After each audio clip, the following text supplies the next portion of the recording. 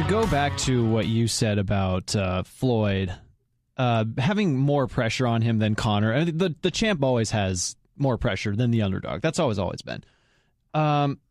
He's going to win. No one questions that. It would take literally a straight out of heaven miracle for Conor to win. You know, I it's hard to, just a little side tangent. I wonder if Conor actually knows that or if he even cares at this point. It's possible that he does know, and he's just like, screw it. I'm literally just going to go out and do the best I can, which I tend to believe more. However, the pressure's on Floyd to hold up not just himself, but you've said before, boxing. That 1 or 2 rounds now of him trying to figure out what in the heck Conor's throwing at him, or how in the world do I beat this, because it is new and it's different. Yeah, maybe in that 3rd or 4th round he crushes him, but the pressure's on him to kill him in the 1st or 2nd round. Yes. So now that's, in a way, that's almost what Conor needed. Just that one round enough to make him go, what are you doing here? Right. Make him think a little bit. And Conor's like, yeah, that's all I'll take. So that being said, Conor's kind of won the PR battle. He's won the moving forward battle. Does this give MMA a better step up because Conor at least gave the best boxer in the world a little run for his money for a couple rounds? Maybe he wasn't going to win, but he made him go, yay, what's this guy dancing in front of me? Where's his right arm? Where's his left arm coming from? What's he doing with his legs? How is he moving like that? Maybe he'll figure it out. But he had to figure it out. Yeah, but he had to figure it out. Now, I would ask you this, too. What is a win for Conor? I mean, I get it that a win for Conor is that you get your hand raised at the end of the night, but is that true? I mean, let's say right now I tell you Conor McGregor made it to the 8th round with Floyd Mayweather. Doesn't your jaw drop a little bit and you go, oh my God, that is incredible. That's further than Sean Bay Mitchell, a former world champion, made it with Floyd Mayweather. I mean, wouldn't you be impressed? You know, let me put myself, if I had to fight Mike Tyson in the 80s when he was the man, and I made it to the 8th round, and I get cleaned up, but I make it to the 8th round. When I walk here and see you, aren't you patting me on the back? Aren't you like, oh my God, Chael, that was amazing? I mean, that's a win for me, right? I would have some pep in my step. I'd walk in here, I'd be feeling great, and you'd be saying, great job, and so would other people as I was coming in. Wouldn't that, I mean, that would be a win, no? Yeah, so two thoughts about that. Conor has kind of already won the PR battle. I mean, you saw we're just talking about the press conferences. Everyone's cheering Conor all over the world. But 2, that's the difference between winning against Conor and beating Conor. So it's not enough for Floyd to... No. Finish this thought. This is brilliant. Finish this thought. This is the difference between beating Conor and winning against Conor. Floyd can't just win against Conor. He has to beat him. He has to beat him in the first, at most the 2nd round, preferably the 1st round. He has to beat him. Yes, Floyd is going to win, but he's not going to feel good about it if it goes beyond 2 rounds. Floyd's going to have problems at that point. And Conor's just going to be like, I just gave the champ a run for his money. Who cares if I actually got my hand raised? Yeah, same thing. Everyone's going to be patting. They're already patting him on the back because he wanted to take on Floyd. Yeah, I've heard people. I don't want to be wrong on this because this is a thing where popular opinion is right. You go take a poll of the people, and if there's more than 51%, that's the right answer. It's not quantifiable. In my opinion, and I assumed other people had this opinion, but I found out I'm wrong. In my opinion, Conor's already won, and it had nothing to do with the money. What I'm talking about is, for me, his stock goes up. You're talking about a man of courage. You say whatever you want about Conor and his mouth and his bravado and all these different things. He took on Jose Aldo, who nobody else could come close with. Whether he caught him and got lucky or not, he walked out there and did it. And in this case, it turns out he won. He then leaves weight classes. And takes on Eddie Alvarez for world champion. He leaves weight class. He takes on Nate Diaz. He stays in that weight class, takes on Nate again. Now he leaves an entire sport and takes on the greatest to have ever done it.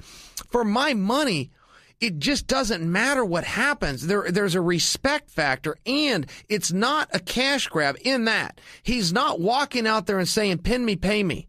The check, just don't rubberize the check. He's not doing that. He's working his ass off. He is doing everything he can. He's running the miles. He's pumping the weights. He's sparring the rounds. He's getting up early. He's going to bed late. He's eating right. I mean, you go down the list. He is sacrificing and trying everything he can do that's within his control to have success. I'm the one taking it off of his back. He wouldn't agree with me if he was sitting here. He'd go, no, this is either I win or I don't. He's not saying that. I'm saying these words. Well, Conor, I don't know about that. I'm as competitive as anybody. I understand capitalism and you got to get ahead and have more points than the other guy. I get the whole thing. But golly, good job. Just good job. There's really something special that's already happened here. And I do not believe he has a chance, but I do believe it's not as easy of work as perhaps the great Teddy Atlas or perhaps the great Floyd Mayweather once thought it was. And I got to go back to Bisping and to Florian, who were the very first guys that used this word, angles. Look at his angles. I didn't even fully understood what that meant at the time, but I do now. I've seen enough tape. I get it now. He's coming at you from different angles. Jacob, I shared with you when the Roy Jones Jr. sweepstakes was going around, who's going to fight Roy, and my name got thrown into it. We're supposed to go off to Abu Dhabi and fight on this rooftop and this whole bit, and the fight ends up coming about. I agreed to it, but when I agreed, I swallowed real deep and thought, this is going to suck. This is going to be a really bad experience, but I'm in. Let's go try it. I call my coach. I call Clayton, and Clayton goes, well, I don't agree with you. I think you're catching Roy at a good time. We just had some different opinions, but I finally saw Roy wasn't as quick to the table as I was. He came to the table, but he wasn't as quick. And I'm scratching my head going, okay, Roy, what is it you think's going to happen? Because I'm pretty sure how this story ends. And I talked to him one time, well removed from this. We're in the lobby of a hotel, and I said, hey, I got to know, when we were supposed to fight, what was it that had you hesitating? And he said, it's the MMA angles. The angles you guys throw your hook is not what we throw. The way you throw your shots is not the way we throw it. So to prepare for that would be, for me, like preparing for something else other than boxing. I didn't really get it when Roy said it to me because I'm still looking at him going, man, this is what you do. But over time, and as we advance into this fight, I am starting to see it. And does that make a huge advantage for Conor and a disadvantage to Floyd? Maybe not. Maybe we find out those different angles are wrong for the sweet science. But it is an interesting talking point, right? I feel like I'm even seeing your body language change as I'm telling you this now. I feel like you're going, oh, well, maybe this does. I don't know the damn answer. I don't know it myself. But what I can tell you from the open workout is it is a real thing. There is some stuff Floyd's going to have to deal with, and he's going to have no chance, much like the guys in MMA that had to face Machida, much like the guys in MMA that have to face Stephen Thompson. When you have these guys with very unique and unseen styles, it really doesn't matter who's better. You've got to be able to respond on the fly that night. When I bring up Machida, when I bring in Stephen Thompson, to go one step further, I had two teammates fight Machida. It was a huge problem to prepare for this guy because there's only one guy that Machidas, and it's Machida. So meaning we could not bring in workout partners to do what he does. Stephen Thompson, same problem. When Tyron Woodley fought him, he did the best he could with Sage Northcutt because he said he had a karate background, and Stephen Thompson comes from a karate background. He just did the best that he could, but that's all you can do. No one fights like Stephen Thompson but Stephen Thompson. And you've got to figure it out that night in the ring on the fly. And Conor didn't bring in the MMA guys that are all over Vegas like we were told he was going to do. He didn't actually do it. He ended up staying with boxing guys. Why? I don't know. He's in the hotbed. These guys are everywhere. Kevin Lee was in studio 2 days ago, said I was one of those guys. I got brought in. I went to the gym, but he ended up not getting the ring with me. So he either sees a weakness there that, hey, I don't have to worry about. That's a problem right out of the gate, right? What Bruce Lee tell us? Expect the unexpected. There's a lot of truth to that statement. So he either sees something that he just doesn't have to worry about, or he's not going to be ready for it. That isn't necessarily for Floyd. Maybe or for Conor. Maybe Floyd's right. Maybe this is just something I don't need to worry about. But when I watched Conor, all I can tell you is he looked awesome. He had different angles. He was crisp. He was sharp. He was fit. He was excited. Got me excited. There you go. There's my 2 cents. I'm not really weighing in on a final opinion on this. I'm just telling you what happened. Floyd did his workout, same as we've seen many times before. Real straightforward.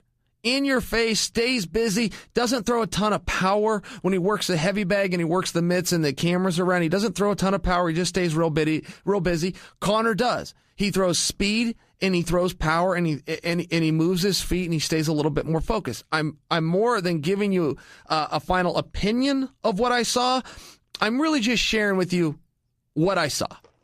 It's kind of the whole thing. It's Conor would be just kind of reiterating in different words what you're saying.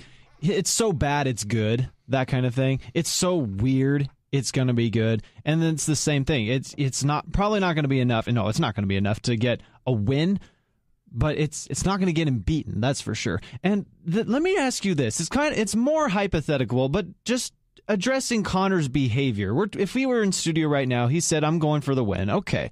Well, this is a guy who, like you said, changed weight classes. He chased after the next level. Refresh my memory. Did he win his first round when he changed weight classes, or did he actually lose one or two? Well, he lost to Nate Diaz. Right. He won the very first round of that contest, if that's what you're asking me. But he lost to Nate Diaz when he went all the way up to 170. But he fixed it. He did fix it. He got it back. True. So now I'll throw you this. Suppose he loses. So he loses the match.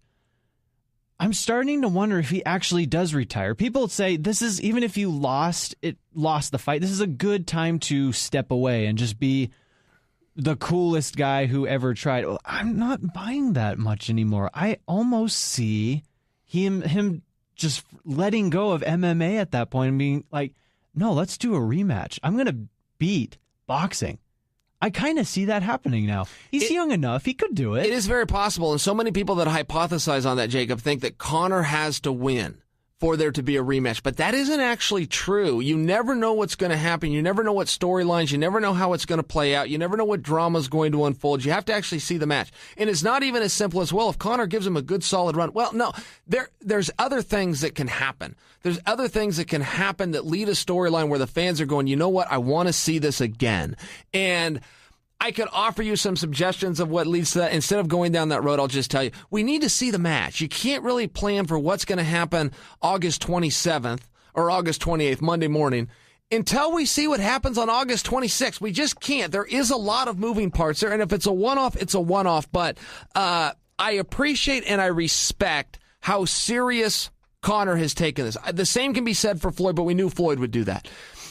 Conor, who's up against it, and walking into the lion's den, I mean, a lamb going to slaughter, make no mistake, is walking out there like a man. And he is preparing as absolute best he can like an athlete. And there's something to be said for it. And there it is. I want to make sure Conor gets that credit because he deserves it.